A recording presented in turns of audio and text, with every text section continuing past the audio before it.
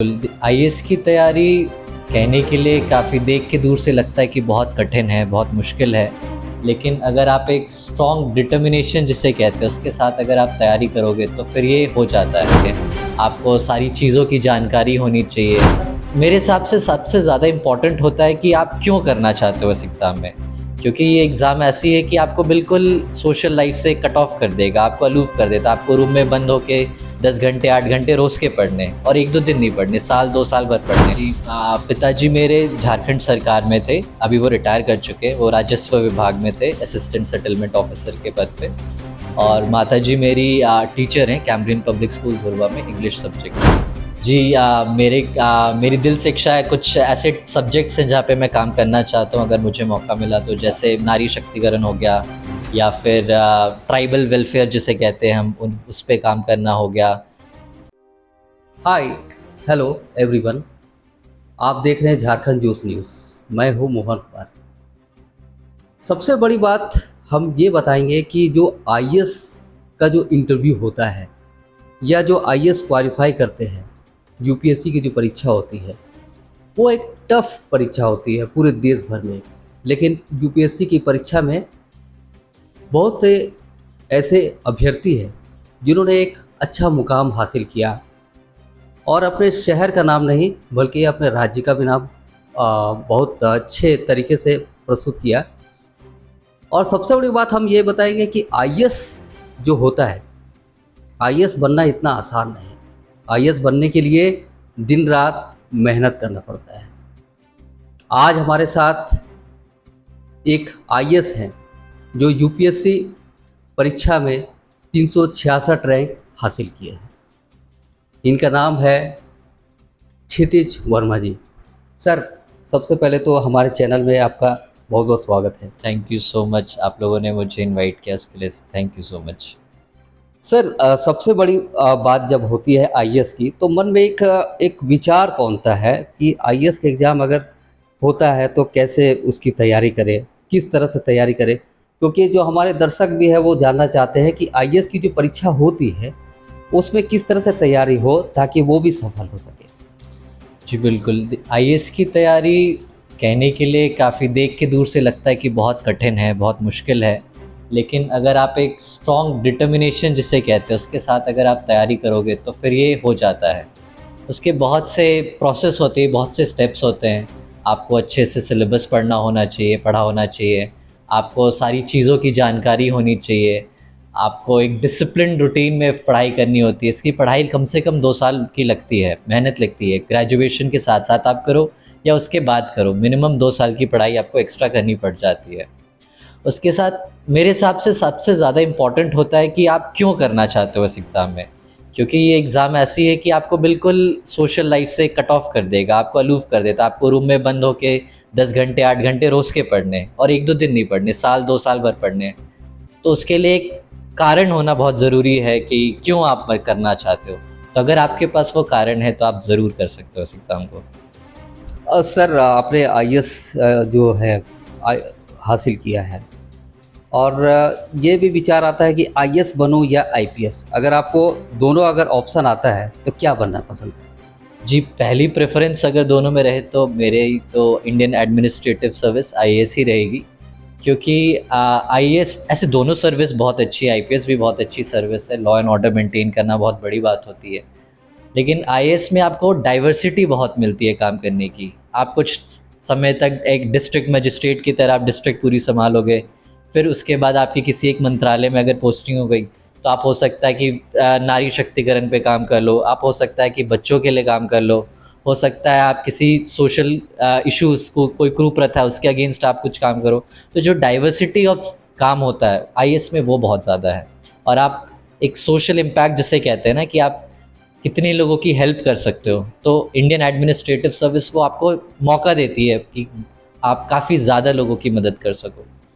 तो आईपीएस की जो मूल भावना है जो काम करने की, वो आईएएस से थोड़ा-सा हाई है। बिल्कुल हाई है, वो लॉ एंड ऑर्डर भी बहुत ज़रूरी है किसी भी चीज़ के लिए। अगर डेवलपमेंट की बात की जाए, कोई भी डेवलपमेंट तभी हो पाएगा जब लॉ एंड ऑर्डर अच्छी स्ट्रेंथ, अगर लॉ एंड ऑर्डर सिक्योर्ड है तभी हो पाएगा। बिना उसके कोई काम आगे बढ़ नहीं सकती। तो आईपीएस भी काफ़ी अच्छा है। पर डाइवर्सिटी की जो बात है वो इंडियन एडमिनिस्ट्रेटिव सर्विस में ज़्यादा है। सर ये बताइए कि आप कौन से स्कूल से यहाँ रांची से पढ़े? और वो स्कूल में जिस तरह से आपने 366 रैंक हासिल किया, उसके बाद जब स्कूल में भी गए होंगे, तो आपके जो टीचर हैं, वो आपको बहुत एप्रिशिएट किए होंगे। किस तरह की खुशी महसूस हुई? जी स्कूल मैंने पूरी स्कूलिंग नर्सरी से लेके 12th तक रांची में जेवीएम शामली है, जवाहर विद्या मंदिर शामली, उससे करी है। और जहाँ तक रिज़ल्ट के बाद की बात है, तो अभी तक हम जा नहीं पाए क्योंकि हम दिल्ली चले गए थे। पर स्कूल की तरफ से कॉल आया था, वाइस प्रिंसिपल से भी मिले और जो स्कूल की काफ़ी पुरानी टीचर्स हैं उनका भी कॉल आया था। वो सब काफ़ी खुश थे, काफ़ी उन्होंने कॉन्ग्रेचुलेट किया है और कहा है कि आप जब भी रांची आओ तो स्कूल ज़रूर आना, बच्चों को एक बार आपसे मिलवाना है, आप उन्हें एज अ मोटिवेशन आप उनके लिए हो, तो एक बार आप ज़रूर आओ। तो उन्होंने इनवाइट किया है और जब टाइम मिले तो मैं ज़रूर जाऊँगा वहाँ।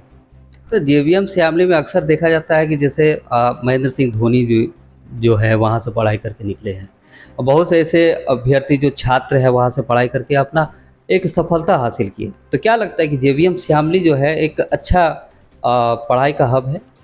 जी बिल्कुल, जेवीएम शामली है तो काफ़ी अच्छा, काफ़ी पुराना, काफ़ी नाम वाला स्कूल है और टीचर्स बहुत अच्छे-अच्छे हैं। स्कूल तो सारे ही अच्छे होते हैं मेरे हिसाब से। स्कूल में टीचर्स अच्छे हों तो स्कूल कोई भी अच्छा हो सकता है।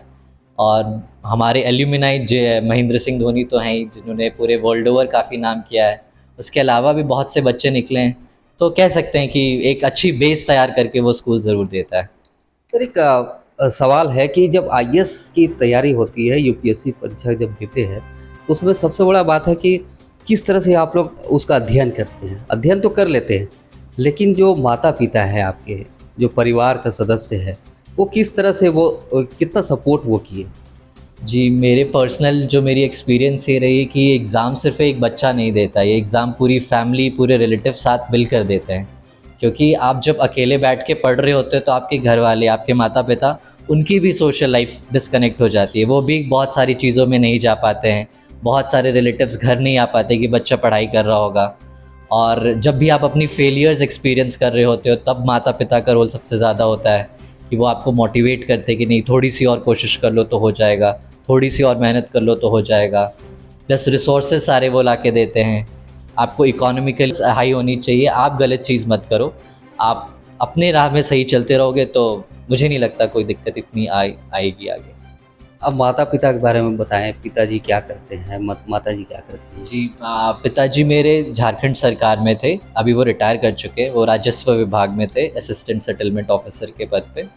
और माताजी मेरी टीचर हैं कैम्ब्रियन पब्लिक स्कूल धुरवा में इंग्लिश सब्जेक्ट की। और कोई है? और मेरी एक बड़ी बहन है जो मुझसे 1.5 साल बड़ी हैं, वो असिस्टेंट प्रोफ़ेसर हैं बैंगलोर आरवी कॉलेज में। मतलब पूरा परिवार जो है पढ़ा-लिखा परिवार है। हाँ, लकीली हाँ, सब कोई पढ़े लिखे हैं, काफ़ी हाईली एजुकेटेड हैं, तो मतलब आपके एजुकेशन में किसी तरह का मतलब व्यवधान नहीं हुआ।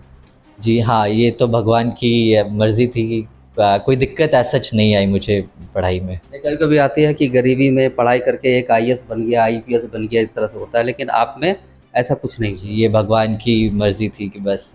और आता है, बहुत सी मुश्किलें आती हैं, लोगों में आती है और उस मुश्किलों से भी जो लोग निकल जाते हैं उनके लिए तो वो वाक़ई तारीफ़ के काबिल ज़रूर होते हैं। सर कुछ युवा जो है जिस तरह से आप युवा हैं, अभी-अभी ऐसा युवाओं में जो है भटकाव की स्थिति बन जाती है और आपने एक सबसे बड़े जो एग्ज़ाम है उसको क्रैक किया है। तो जो युवा है भटक जाते हैं, जो राह भटक जाते हैं और ख़ासकर वो सोचते हैं कि अब हम क्या करें? कभी-कभी भटक कर वो नशे की आड़ में चले जाते हैं, अपना जीवन पूरा बर्बाद कर लेते हैं। उन सब युवाओं के लिए आप क्या संदेश देना चाहेंगे? जी जो भटक जाते हैं मुझे लगता है कि उन्हें सबसे पहले आत्ममंथन करने की ज़रूरत है, जो इंट्रोस्पेक्शन कहते हैं कि आप बैठ के सोचो कि आप अपनी ज़िंदगी से चाहते क्या हो। कहा जाता है कि मनुष्य ज़िंदगी एक बार मिलती है, तो उसे कुछ पॉज़िटिव वे में अगर हम यूज़ करें, दूसरों की मदद करने के लिए यूज़ करें, तो उस काफ़ी अच्छा होगा। एक नॉर्मल लाइफ़ लीड करके तो बहुत बड़ी चीज़ नहीं आप हासिल कर सकते। और सिविल सर्विस ख़ास करके यूपीएससी से जो लोग आते हैं, उनको ये मौका मिलता है कि आप काफ़ी बड़े स्तर पे बहुत लोगों की मदद कर सकते हो। तो आप इंट्रोस्पेक्शन करो, आप इंट्रोस्पेक्शन करोगे तो आपको खुद पे पता चलेगा कि आप करना क्या चाहते हो। जब आपको खुद से पता चलेगा तो आपके पास एक कारण होगा।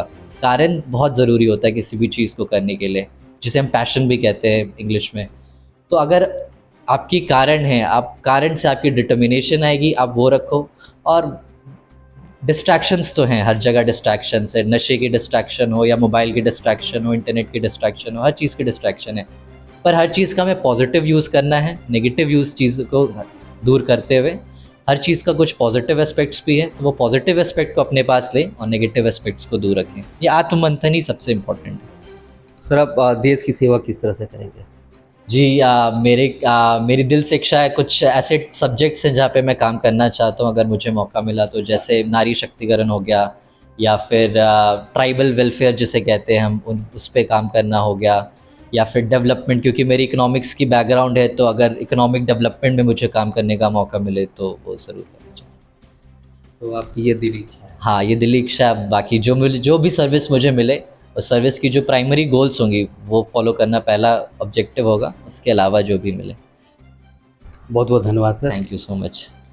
तो ये थे क्षितिज वर्मा जी, जो अब आईएएस अधिकारी बनने वाले हैं। इनका जो लक्ष्य है वो पूरा हो चुका है। अब आईएएस बनकर अब देश की सेवा करने के लिए तत्पर है। रांची से मैं मोहन कुमार, झारखंड जोश। नमस्कार।